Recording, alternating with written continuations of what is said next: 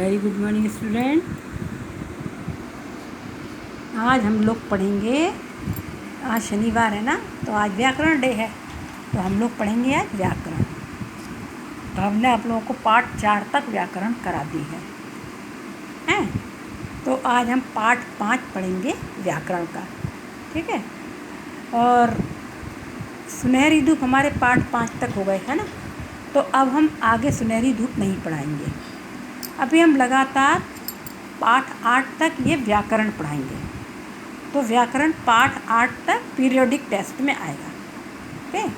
पाठ 4 तक सुनहरी धूप आएगा और पाठ 7 या 8 तक व्याकरण आएगा। तो सुनहरी धूप का तो हमारा कोर्स पूरा हो गया है व्याकरण का, उसका पीरियोडिक टेस्ट का। तो अब हम कराएंगे आपको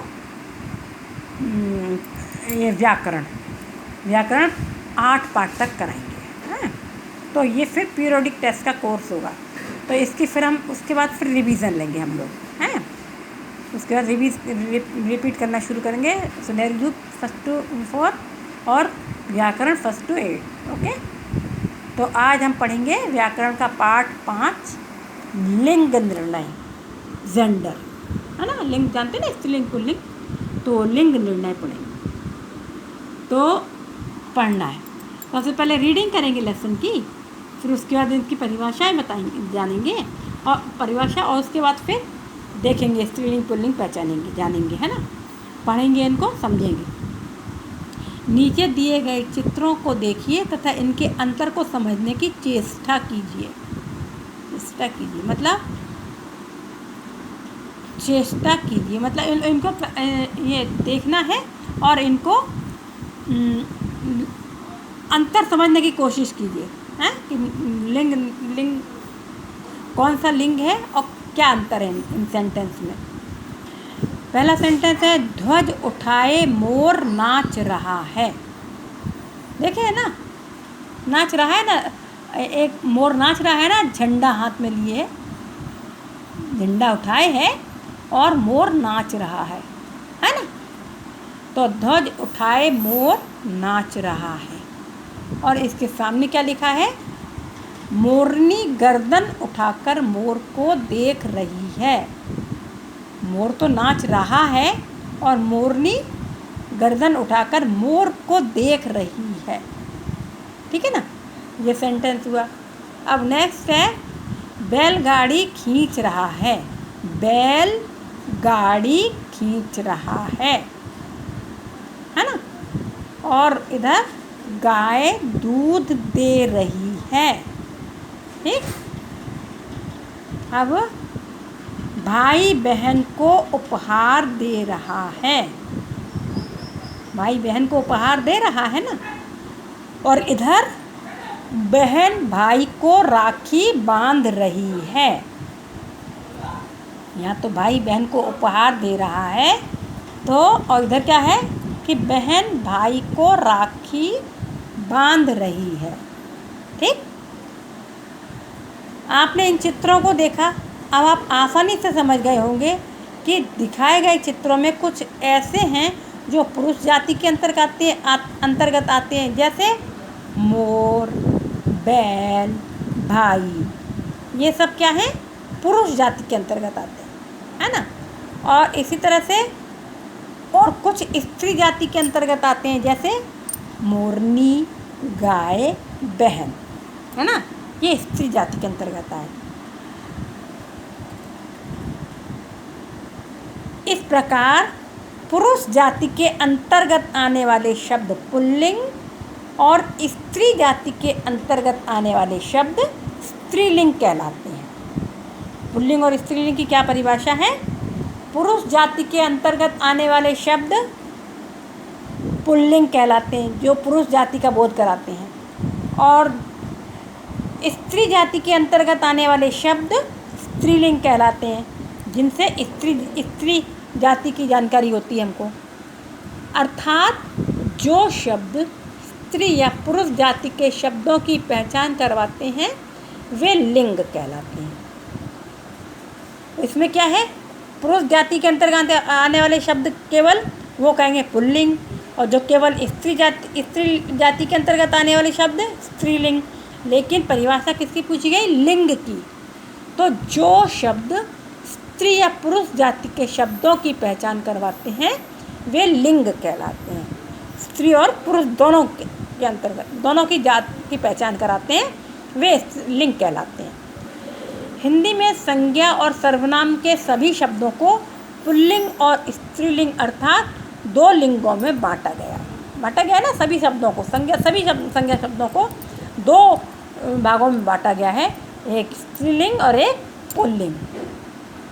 नीचे कुछ पुल्लिंग और स्त्रीलिंग शब्द दिए जा रहे हैं, इन्हें ध्यानपूर्वक पढ़िए, है ना। ये पुरुष और स्त्री, वर वधू, सम्राट सम्राज्ञी, पति पत्नी, लोहार लोहारिन, कुम्हार कुम्हारिन, धोबी धोबिन, सुनार सुनारिन, ग्वाला ग्वालिन, हाथी हथिनी, ब्राह्मण ब्राह्मणी, ससुर सास, जूता जूती, रस्सा रस्सी, बालक बालिका। इधर शिक्षक शिक्षिका, अध्यापक अध्यापिका, स्वामी स्वामिनी, तपस्वी तपस्विनी, सर्प सर्पिणी, हंस हंसिनी, विद्वान विदुषी, डिब्बा डिबिया, चिड़ा चिड़िया, श्रीमान श्रीमती, गुणवान गुणवती, बुद्धिमान बुद्धिमती, पंडित पंडिताइन, अभिनेता अभिनेत्री, कवि कवित्री, है ना। तो ये हमने क्या पढ़े? स्त्रीलिंग और पुल्लिंग शब्द पढ़े। कुछ प्राणीवाचक शब्दों में सदा एक ही लिंग का प्रयोग होता है। कुछ प्राणी ऐसे होते हैं जिनको चाहे वो स्त्रीलिंग हो चाहे पुल्लिंग हो, केवल एक ही लिंग का प्रयोग होता है। जैसे कई बार शब्द सदा स्त्रीलिंग होते हैं और वह कई बार सदा पुल्लिंग होते हैं। सदा स्त्रीलिंग रूप में रहने वाले शब्द नित्य स्त्रीलिंग कहलाते हैं, वह सदा पुल्लिंग रहने वाले शब्द नित्य पुल्लिंग कहलाते हैं। जैसे मछली खरगोश, मछली चाहे स्त्रीलिंग हो चाहे पुल्लिंग हो, उसको हम मछली ही बोलेंगे। मछली को मछली और पुल्लिंग को मछला नहीं बोलेंगे। क्या बोलेंगे? मछली ही बोलेंगे। नर मछली और मादा मछली बोल सकते हैं, लेकिन मछला नहीं बोलेंगे। इसी तरह से खरगोश को खरगोश ही बोलेंगे। जो खरगोश मादा जो खरगोश है, स्त्री खरगोश है, तो उसे हम खरगोशनी नहीं बोलेंगे। खरगोशनी गलत होता है, उसको बोलेंगे मादा खरगोश या स्त्री खरगोश, है। तो ये हमेशा इसी तरह से रहते हैं, अपने एक ही लिंग में रहते हैं, बदलते नहीं हैं। ऐसे शब्दों में लिंग की पहचान हेतु पुल्लिंग शब्दों के साथ नर व स्त्रीलिंग शब्दों के साथ मादा शब्द इस्तेमाल किया जाता है, मादा शब्द का प्रयोग किया जाता है। स्त्री जैसे मछली है, मछली बताया ना हमने, तो मछली तो स्त्रीलिंग है ना, लेकिन उसको हम जब उसका नर हुआ तो क्या बोलेंगे हम? नर स्त्रीलिंग, नर मछली मादा मछली, ठीक है। इसी तरह से अब नित्य पुल्लिंग और नित्य स्त्रीलिंग रहने वाले शब्द कौन कौन से? नित्य पुल्लिंग कौन कौन से शब्द हैं? तोता, तोता नित्य पुल्लिंग है। तोता ही होता है, जो मादा तोता होता है उसको मादा तोता बोलते हैं। स्त्रीलिंग जो होता है तोता को मादा तोता बोलते हैं, तोती नहीं बोलते। कौआ मादा कौआ, खरगोश मादा खरगोश, गेंडा मादा गेंडा, ये होता है। और जो सदा स्त्रीलिंग में रहते हैं उनको कैसे, वो कौन कौन से शब्द हैं? जैसे है मक्खी, तो मक्खा नहीं बोलेंगे हम, मक्खी नर मक्खी, तितली नर तितली, गिलहरी नर गिलहरी, मछली नर मछली, है ना। ये हो गया, तो ये हो गया हमेशा स्त्रीलिंग रहने वाले शब्द, और वो हो गए हमेशा पुल्लिंग रहने वाले शब्द, हैं। अब विशेष, जब किसी वाक्य में हम लिंग परिवर्तन करते हैं तो पूरा वाक्य प्रभावित होता है। उसके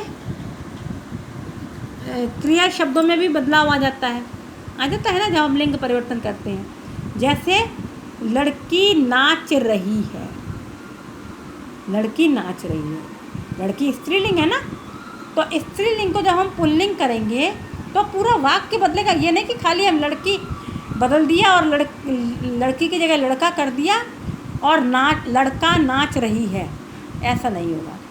उसमें क्रिया शब्द भी बदल जाएंगे।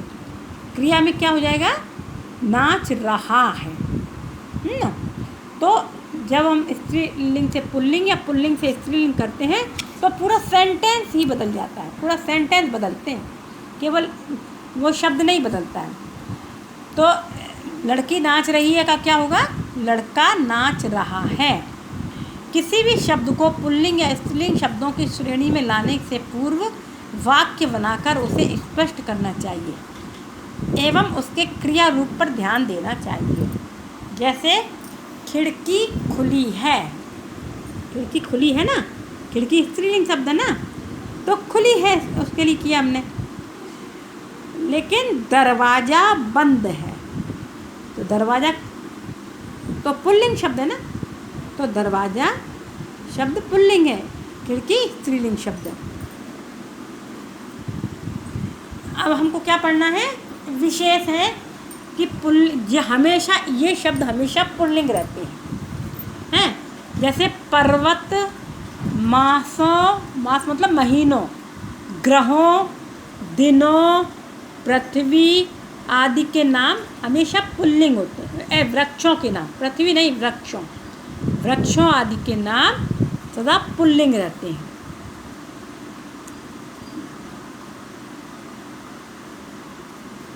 अब जैसे हिमालय, जुलाई, सावन, सूर्य, सोमवार, जामुन, आम, पीपल, ये हमेशा पुल्लिंग होते हैं।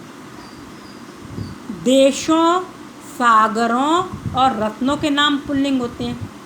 कोई भी देश होगा तो वो हमेशा पुल्लिंग होगा। किसी भी देश का नाम, भारत, पाकिस्तान, रूस, अमेरिका, चीन, जापान, ये सब हमेशा पुल्लिंग में आते हैं।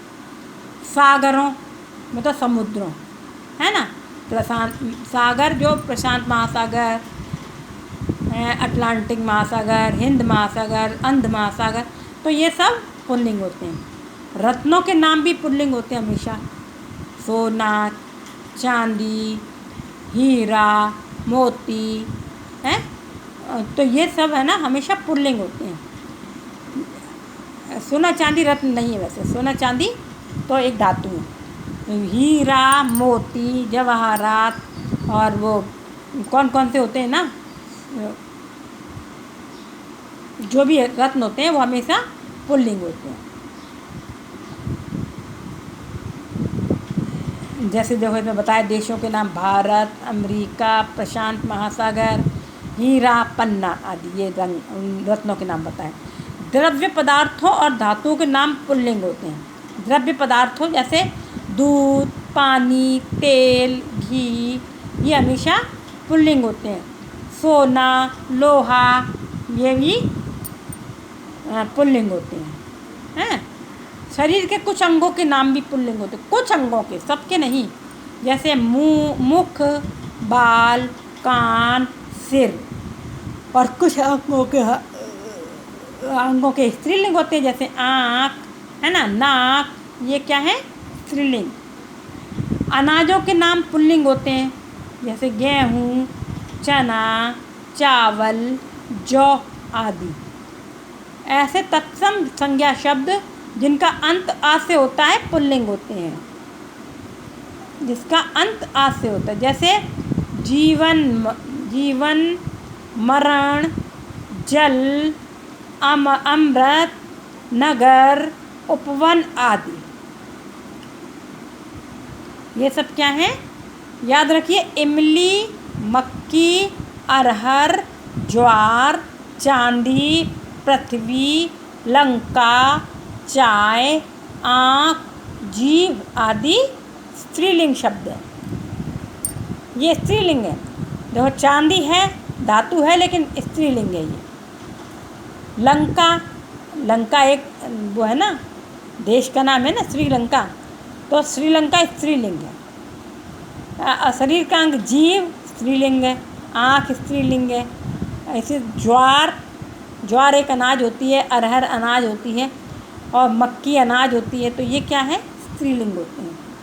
इमली फल है, लेकिन इमली स्त्रीलिंग होती है, स्त्रीलिंग। ये सारे हमने पुल्लिंग पढ़े ना ऊपर, अभी हम अब स्त्रीलिंग पढ़ेंगे। नदियों, तिथियों, भाषाओं और बोलियों के नाम स्त्रीलिंग होते हैं। नदियों के, तिथियों के, भाषाओं और बोलियों के। जैसे गंगा, यमुना, तिथि अमावस्या, पूर्णिमा, चतुर्थी। ठीक है। भाषा हिंदी, अंग्रेजी, राजस्थानी, मराठी, बंगाली, तो ये सब स्त्रीलिंग होता है। बोलियाँ पहाड़ी, खड़ी बोली, ये सब स्त्रीलिंग होती है। अब ऐसे तत्सम संज्ञा शब्द जिनके अंत में ई आता है स्त्रीलिंग होते हैं। जिनके अंत में आ आता था वो होता था पुल्लिंग, और जिनके अंत में ई आता है वह होता है स्त्रीलिंग। जैसे जाति, ति, भक्ति, मति, अग्नि, ये सब स्त्रीलिंग होते हैं हमेशा। और जिन तत्सम संज्ञा शब्दों के अंत में आ जाता, बड़ा आ, वे प्राय स्त्रीलिंग होते हैं। जैसे दया, महिमा, कृपा, परीक्षा आदि, तो ये हमेशा स्त्रीलिंग होते हैं। अब है ऐसे तत्सम संज्ञा शब्द जिनका अंत उ से होता है, उ, वे प्राय स्त्रीलिंग होते हैं। जैसे वायु, आयु, ऋतु, तो ये ऊ से खत्म हो रहे हैं ना, तो इनका ये भी हमेशा स्त्रीलिंग होते हैं। शरीर के कुछ अंग भी स्त्रीलिंग होते हैं। कुछ अंग हमने पहले ही बता दिए थे ना आपको, आँख, जीभ, नाक, बाँह, जांघ, ये हमेशा ये स्त्रीलिंग होते हैं। तो शरीर के कुछ अंग स्त्रीलिंग होते हैं और कुछ अंग पुल्लिंग होते हैं। अब हम लोग करेंगे अभ्यास माला, है ना। देखें आपने क्या सीखा। ठीक है। नीचे दिए गए शब्दों, यहाँ डेट मेंशन कर लेना, तो ये आपको बुक में ही करना है और कॉपी में केवल क्वेश्चन आंसर करना। तो डेट मेंशन कर लेंगे यहाँ पर और लिखेंगे नीचे दिए गए शब्दों के लिंग उनके सामने लिखिए, है ना। तो क्या है, पहला लेखक। लेखक कौन सा लिंग है, पुल्लिंग। इसका स्त्रीलिंग क्या होगा, लेखिका। तो लेखक के सामने लिखेंगे पुल्लिंग। नारी, नारी मतलब महिला, स्त्री, स्त्रीलिंग। झोंपड़ी स्त्रीलिंग। रास्ता पुल्लिंग, रास्ता पुल्लिंग है ना। और आँख स्त्रीलिंग और घर पुल्लिंग है। अब निम्न शब्दों के लिंग पहले प्रश्न में क्या किया, हमको केवल लिंग बताना है कि ये कौन सा लिंग है, कौन सा लिंग। दूसरे में प्रश्न में क्या करना है, इनको बदलना है, लिंग बदलना है। जैसे बूढ़ा कौन सा लिंग है, पुल्लिंग, तो इसको स्त्रीलिंग में क्या होगा, बुढ़िया। बूढ़ा का बुढ़िया। शेर का शेरनी। घोड़ा का घोड़ी। अध्यापिका का अध्यापक। चूहा का चूहिया। नौकर का नौकरानी।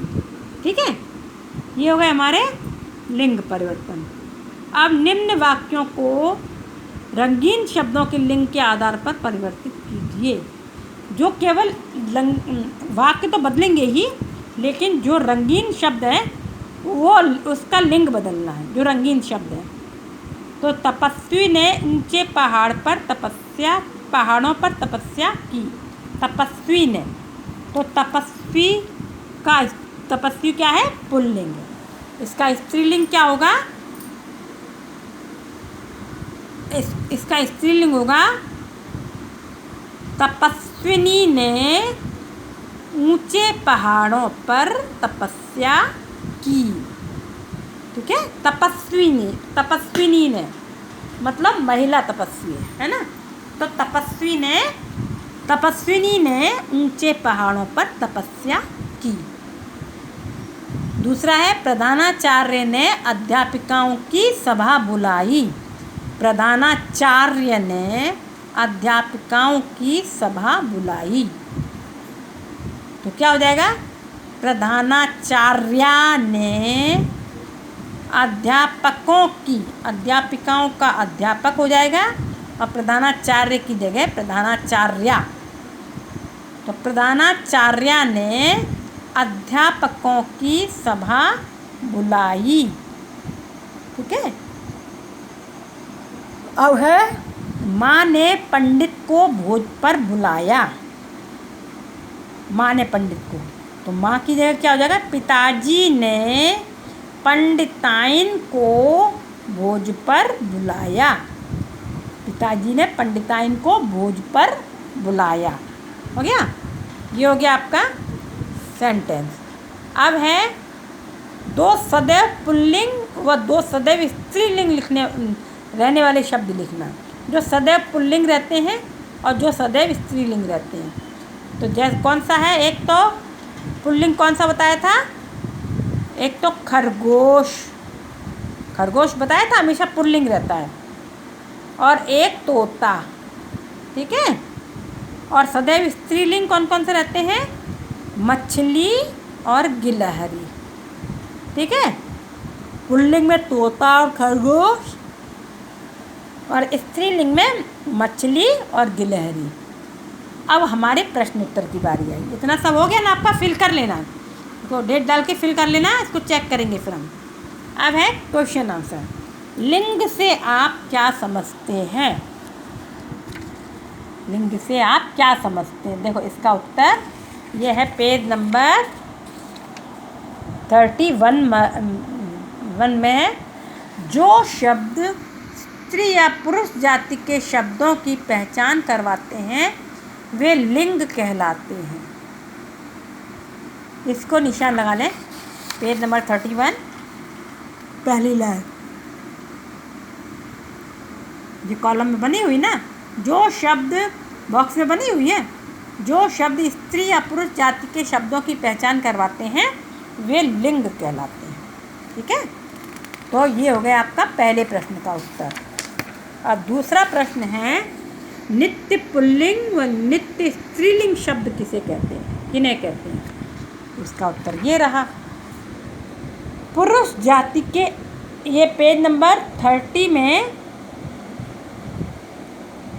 पेज नंबर 30 का सबसे नीचे की 2 लाइन है। ये बॉक्स में पुरुष जाति के अंतर्गत आने वाले शब्द पुल्लिंग कहलाते हैं। नहीं, नित्य पुल्लिंग नित्य स्त्रीलिंग, ये इसका उत्तर सॉरी ये होगा।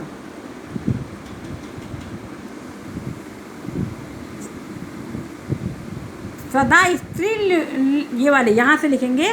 पेज नंबर, इसी वाली पेज की पेज नंबर 31 की नीचे से ये नीचे का पैरा छोड़ करके नीचे से दूसरी चौथी लाइन है, 1 2 3 4, यहाँ से ये जो टेबल बनी हुई है उसके एक लाइन छोड़ करके दूसरी लाइन से पढ़ना है। सदा स्त्रीलिंग रूप में रहने वाले शब्द नित्य स्त्रीलिंग तथा वह सदा पुल्लिंग रूप में रहने वाले शब्द नित्य पुल्लिंग कहलाते हैं। ठीक है, समझ में आया? पेज नंबर 31 की नीचे से 1 2 3 4 लाइन, नीचे से 4 लाइन या इस टेबल के नीचे की दूसरी लाइन, सदा स्त्रीलिंग रूप में रहने वाले शब्द नित्य स्त्रीलिंग व सदा पुल्लिंग रूप में रहने वाले शब्द नित्य पुल्लिंग कहलाते हैं। ये दूसरे प्रश्न का उत्तर हुआ। ये हो गया आपका दूसरे प्रश्न का उत्तर। अब सही विकल्प चुनना है। नंबर 1, स्त्री जाति का बोध करवाने वाले शब्द कहलाते हैं पुल्लिंग स्त्रीलिंग। क्या कहलाते हैं? तो आप लोग जान गए होंगे, यस, स्त्रीलिंग। निम्न शब्दों के सही विकल्पों पर गोला लगाइए। निम्न शब्दों, कौवा का स्त्रीलिंग है कि पुल्लिंग है? कौवा पुल्लिंग है। और मछली नित्य स्त्रीलिंग, नित्य पुल्लिंग, पुल्लिंग। क्या है? नित्य स्त्रीलिंग। चाहे नर वो हो मछली, उसको भी मछली बोलते हैं, चाहे मादा मछली हो उसको भी मछली बोलते हैं। तो ये क्या होगी? नित्य स्त्रीलिंग। ठीक है, कौवा पुल्लिंग और दूसरा ये नित्य स्त्रीलिंग। ठीक है, अब मैच द पेयर करना। नंबर 3 में मैच द पेयर। निर्देशक का स्त्रीलिंग क्या होगा? निर्देशक पुल्लिंग है ना, निर्देशक का स्त्रीलिंग होगा निर्देशिका। लोटा का लुटिया। भिखारी का भिखारिन। बंदरिया का बंदर। बेगम का बादशाह। और कवि का कवित्री। ठीक है, निर्देशक का निर्देशिका, लोटा का लुटिया, भिखारी का भिखारिन, बंदरिया का बंदर, बेगम का बादशाह और कवि का कवित्री। ठीक है, तो ये हो गया आपका पाठ पूरा। इसको आप लोगों को पूरा करना है। अब आज श्रुतलेख नहीं बोलेंगे क्योंकि ये पीरियड भी हमारा ख़त्म होने वाला है। उसके अलावा ये पाठ बड़ा है, तो आप इनको पहले फिर कर लेना अच्छे से और याद भी कर लीजिए सब लोग। ठीक है, स्त्रीलिंग पुल्लिंग थोड़ा थोड़ा याद कर लीजिए, सदा स्त्रीलिंग सदा पुल्लिंग रहने वाले शब्द। तो इसलिए हम आपको वो नहीं लिखाएंगे, है ना, पीरियड में समय भी नहीं बचा है। और कल फिर हम आपको कल भी व्याकरण पढ़ाएंगे। अब तो 3-4 दिन अब आपको व्याकरण ही पढ़ाएंगे, तब फिर इसमें हम आपको श्रुतलेख बोलेंगे। Okay, good day. हाँ, पर होमवर्क ज़रूर लिख लेना। होमवर्क सुंदर सुंदर राइटिंग में अपनी व्याकरण की कॉपी तो बना ली होगी ना, पार्ट 5 है तो बना ही ली होगी सब लोगों ने। व्याकरण की कॉपी में डेट मेंशन कर करके और होमवर्क ज़रूर लिखेंगे। उसके बाद पार्ट 3 तक तो सबका पूरा है ना, पार्ट 3 नहीं, पार्ट 4 तक, संज्ञा तक। तो पार्ट 5 पार्ट का नाम डाल करके, प्रॉपर डेट डाल के, डे डाल के मेंशन करके अच्छे से, और फिर अच्छे से लिखें। Okay, good day.